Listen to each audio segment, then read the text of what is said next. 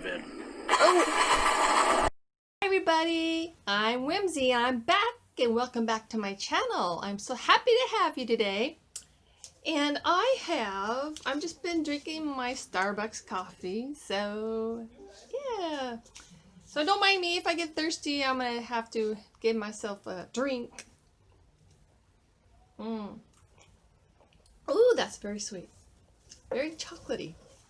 Yummy. Okay, so welcome back to another spooky 360 videos. Hopefully I got 3 more for you. So, how you guys doing? How you guys hanging in there? I hope you guys are hanging in there, doing good and staying safe and wearing your mask and all that fun stuff. But let's do something spooky since it is October and we need to get spooktified for Halloween. So, you guys have some Halloween plans? I hope you do. I will probably be watching some scary movies and try not to spook myself because I tend to do that. I tend to spook myself.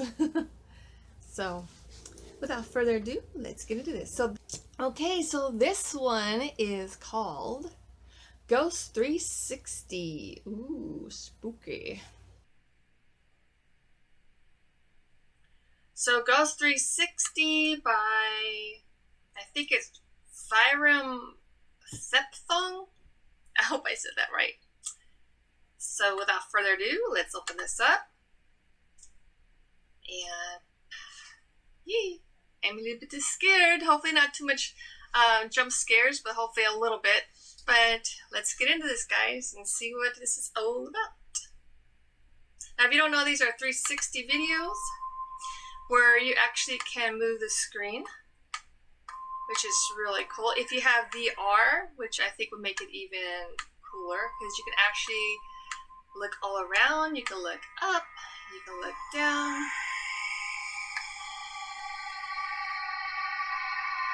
Nothing behind me. I guess I'm supposed to look behind you? Behind you? Okay. Is something gonna jump out at me? Maybe? I see nothing. Oh. I see something now. Oh. Is it gonna appear closer?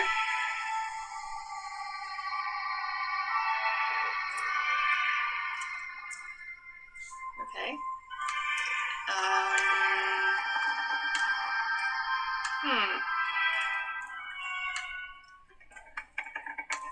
I hear lots of sounds.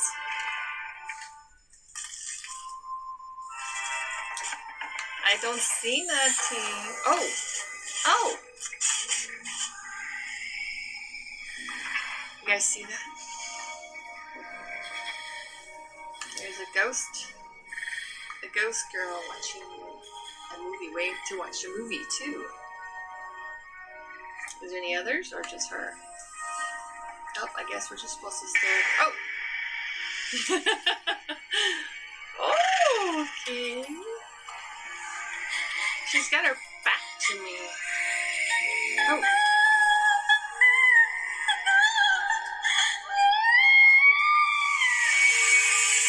Oh. Okay. I think if you have headphones on, you could probably tell a lot more where the sounds are coming from, maybe?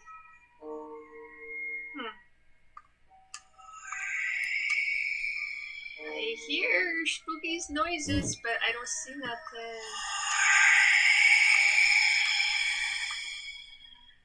Oh, there's another one. And the ghosty went away. Oh, the ghosty came back.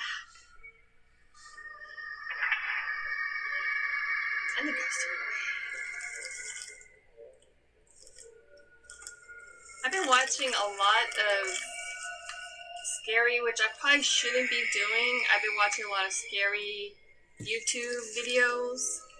Not so much movies. I did watch The Conjuring and The Conjuring 2, and those are really good movies. I really like those. I watched Poltergeist. She's crying again. Can you imagine if you were like in an empty oh, the music got more intense. But can you imagine being in like in an empty movie theater and seeing this? I'd be, oh hell no! I'd book it out of there right away.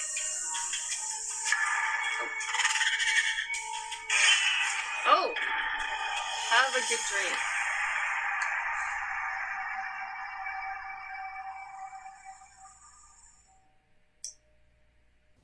Well, that was that. No jump scares really, but it was interesting. It was interesting. I still want to learn how to make 360 videos. I think it'd be really cool to make some 360 videos. I just don't know how yet. I guess you have to have a certain program. But yeah, I'll put the description. I'll put the link in the description below of this video. So you guys want to watch another one? Sure. Let's do it. So the one we did was called Ghost 360. There are so many of these guys. There's not, I mean, it's not just scary, but what's this one? Room with a View. Horror animation. I wonder how, let's see. Let's try to do something spooky. Sometimes they have jump scares. Oh, I think we were going to do the creepypasta one, right? Let's see. Okay, guys. I don't know if you remember, but my last video, 360 video, I said that I was going to do this 360 horror Mr. Whitemouth creepypasta story. So basically what it is you're in a room, you can look around and everything. I think things happen, I'm not quite sure, but they're also telling a story at the same time. Jeremy Schiarappa, I believe. That's hope I didn't say that wrong. Okay, so let's go ahead and do this one, because I did say I was going to do it in my last video, but I ran out of time. So let's get into this one.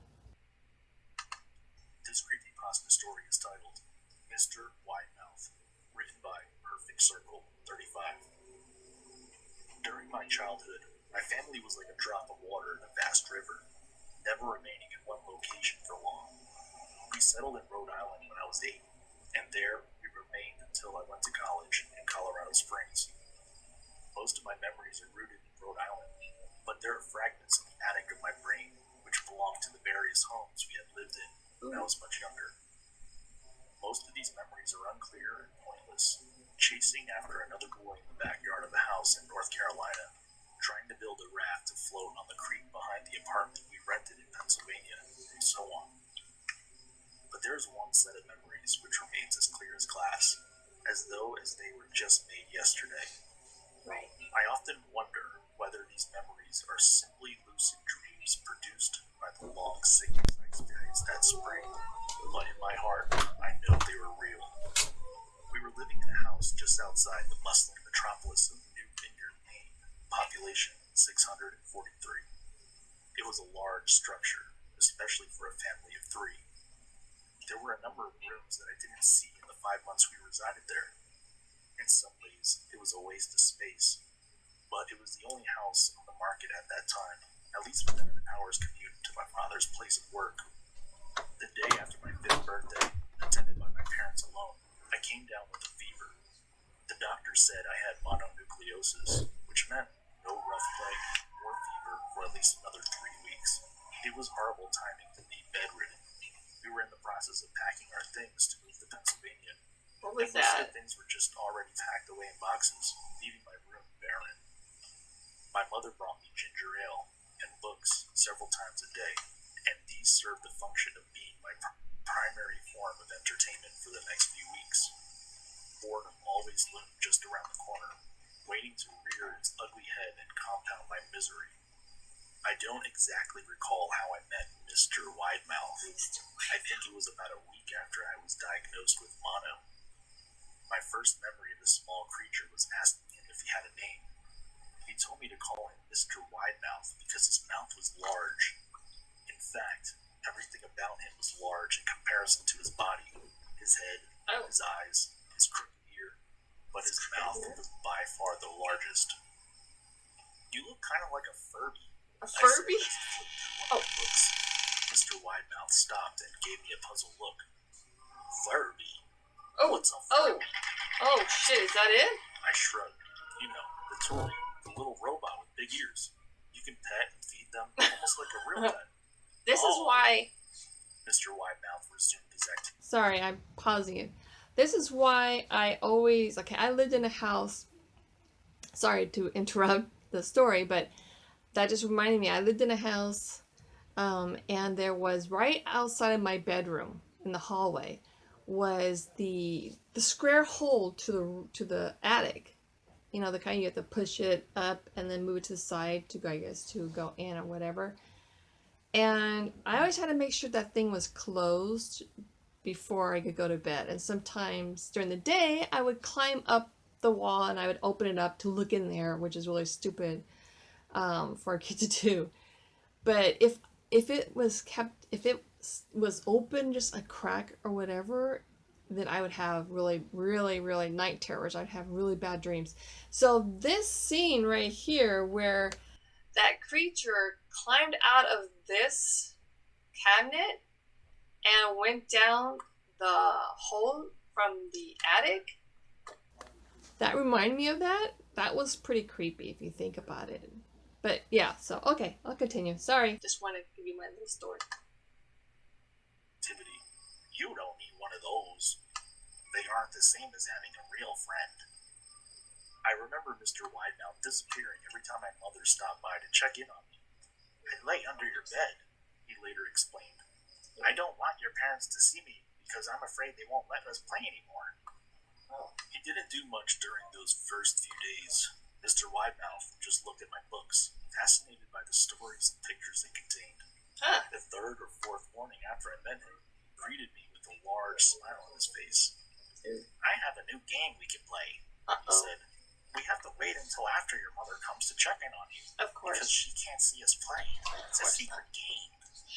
After my mother delivered more books and soda at the usual time, Mr. Widemouth slipped out under the bed and tied my hand. Hi!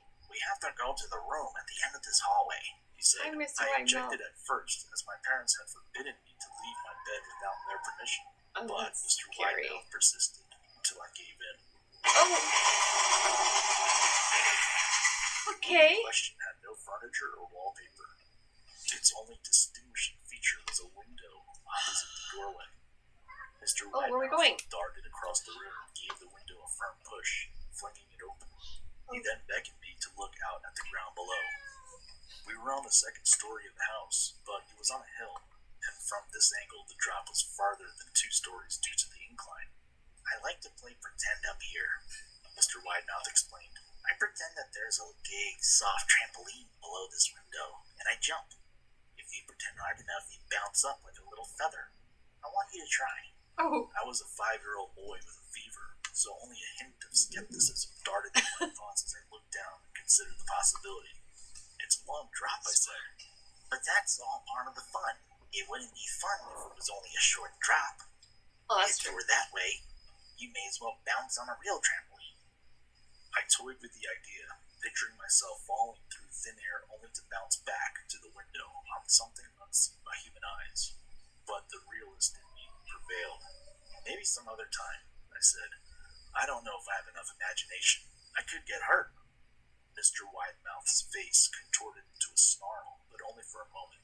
Anger gave way to disappointment. If you say so, he said. He spent the rest of the day under my bed, quiet as a mouse. The following morning, Mr. Widemouth arrived holding a small box.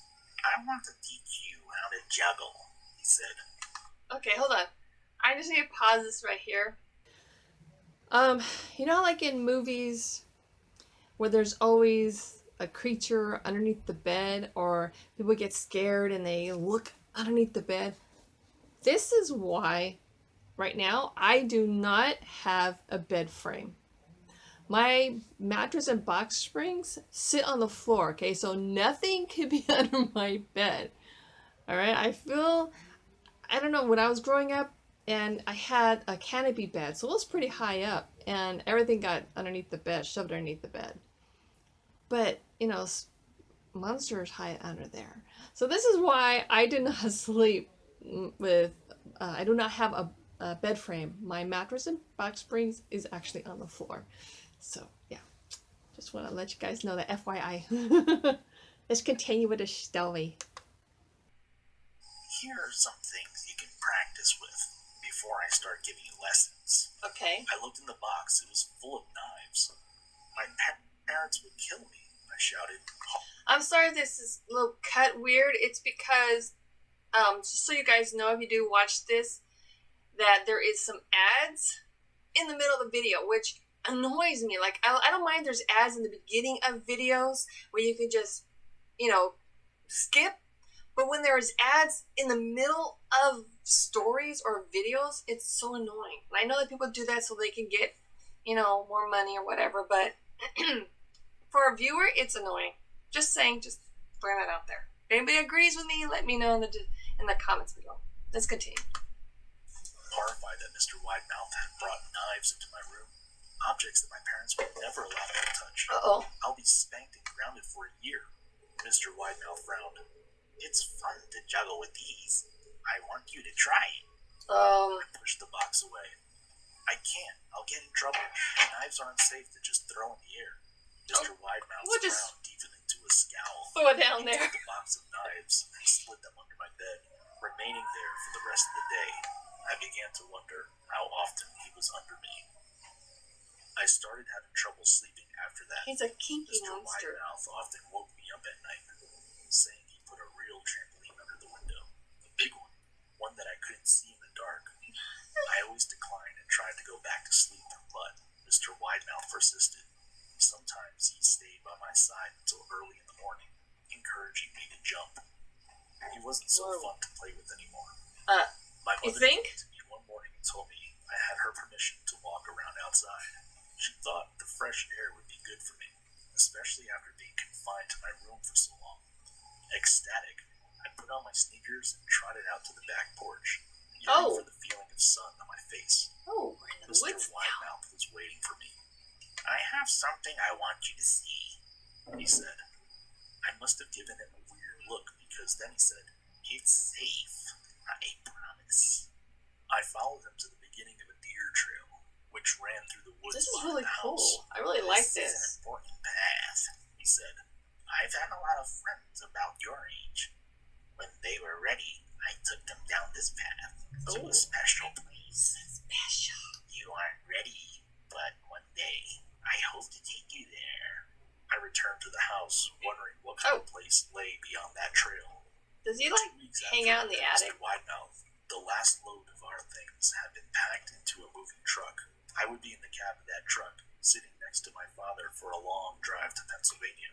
I considered telling Mr. Widemouth that I would be leaving, but even at 5 years old, I was beginning to suspect that perhaps the creature's intentions were not to my benefit. You think? Despite what he had said otherwise. You think? For this reason, I decided to keep my departure a secret.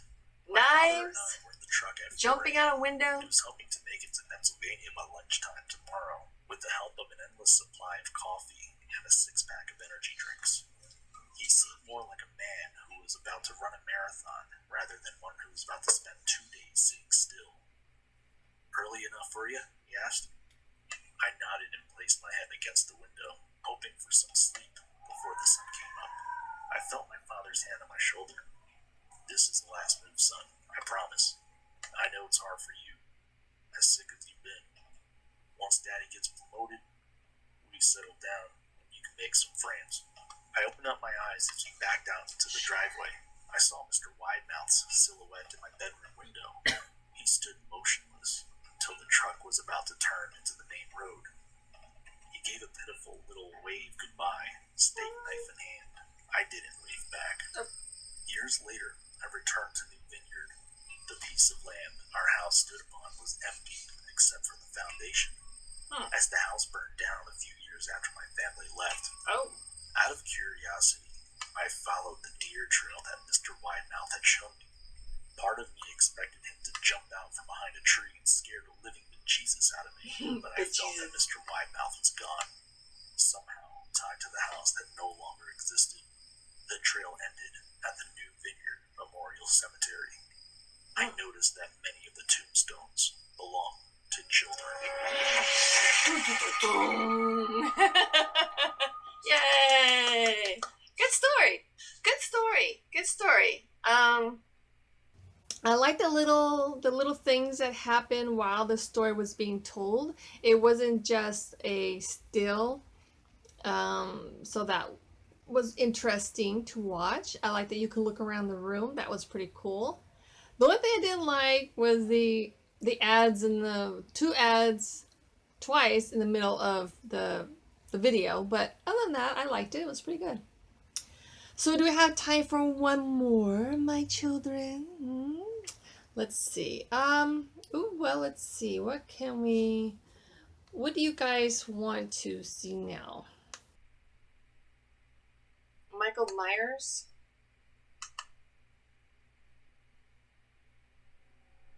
Black Box TV presents 360 Horror. Best experienced with headphones. It kind of looks like woods outside my window, doesn't it? Kind of spooky out there. It's like, I can see behind me, so I'm okay. And it's only 11 a.m., so I'm good. I'm good. If it was 11 p.m., I'd be freaking out a little bit, but I'm good. Okay. So we have time for one more video. This one is called 360 Video VR Michael Myers. Ooh. So if you have a VR, then I would definitely check it out. This is by Black Box TV. I don't know if it's scary yet, but we'll see. So let's open it up and find out. Black Box TV presents 360 Horror. Best experienced with headphones. Control the camera by moving your phone or touching your screen. We are touching our screen. Now, turn off the lights. No. No. You guys at home could do that. I'll put the link. 911, what is your emergency? There's someone in the house. Please repeat that. You're breaking up, miss. There's someone in the house. I'm in Haddonfield. I heard noises like screaming at my neighbor's house. I came to look for him and it's dark and I can't find him. All right, slow down. Remain calm. What's your exact address? I don't know. You remain calm.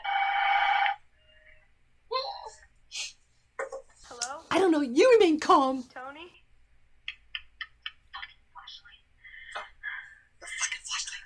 If anyone's here, you should know I called the police.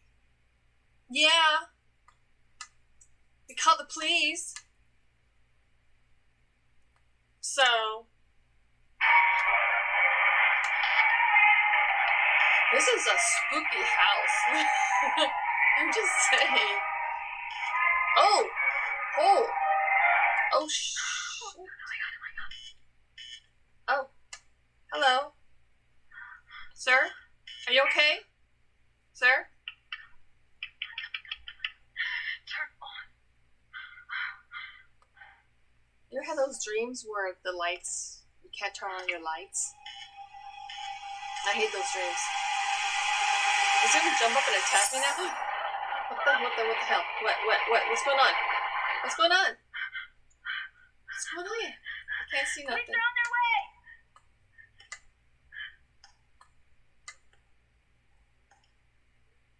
Stay away from me. Stay away from me. Stay away. Stay away from me.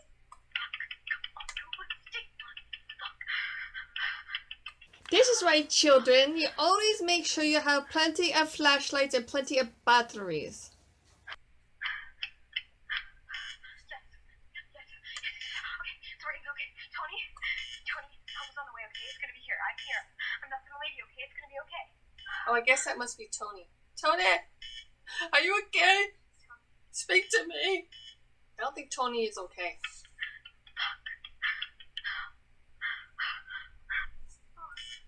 Oh, Tony's moving. He's gonna be a zombie now. Tony, are you okay? No, stop moving. There's a lot of blood, Tony. Don't move. Just stay where you are. Yeah, and that knife that you're impaled with, just don't move. Just stay on top of it.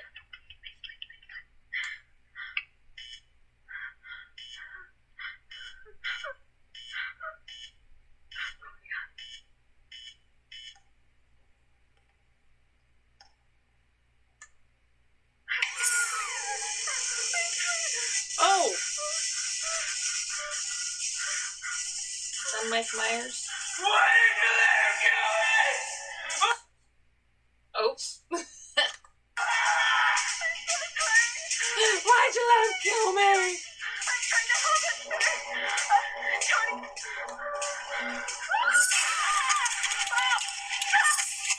What's going on? Oh! Hello. Was that it?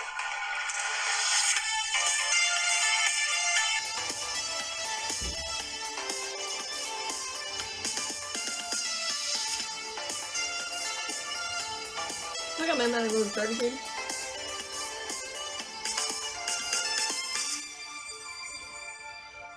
Well, okay. I take it that Michael Myers killed them both. But it's funny because how he's like, why did you let him kill me? Why? It's like, dude, chill the fuck out.